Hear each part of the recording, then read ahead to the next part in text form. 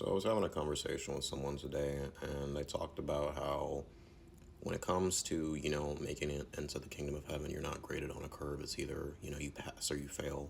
And, I thought a little bit more about that. And, in typical fashion, God led me to just the right part of the Bible to talk about this. And it's in Matthew chapter 25, starting verse 31. And it's titled appropriately, The Sheep and the Goats.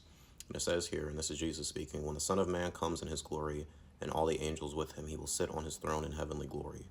All the nations will be gathered before him, and he will separate the people one from another as a shepherd separates the sheep from the goats. He will put the sheep on his right and the goats on his left. Then the king will say to those on his right, "Come, you who are blessed by my Father. Take your inheritance, the kingdom prepared for you since the creation of the world. For I was hungry, and you gave me something to eat. I was thirsty, and you gave me something to drink.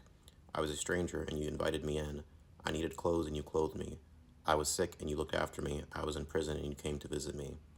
Then the righteous will answer him, "Lord, when did we see you hungry and feed you, or thirsty and give you something to drink? When did we see you a stranger and invite you in, or needing clothes and clothe you? When did we see you sick or in prison and go to visit you?"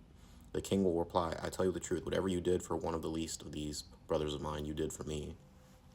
Then he will say to those on his left, "Depart from me, you who are cursed, into the eternal fire prepared for the devil and his angels. For I was hungry, and you gave me nothing to eat. I was thirsty, and you gave me nothing to drink. I was a stranger, and you did not invite me in. I needed clothes, and you did not clothe me. I was sick and in prison, and you did not look after me." They will also answer, "Lord, when did we see you hungry or thirsty or a stranger or needing clothes or sick or in prison and did not help you?" He will reply, "I tell you the truth, whatever you did not do for one of the least of these, you did not do for me."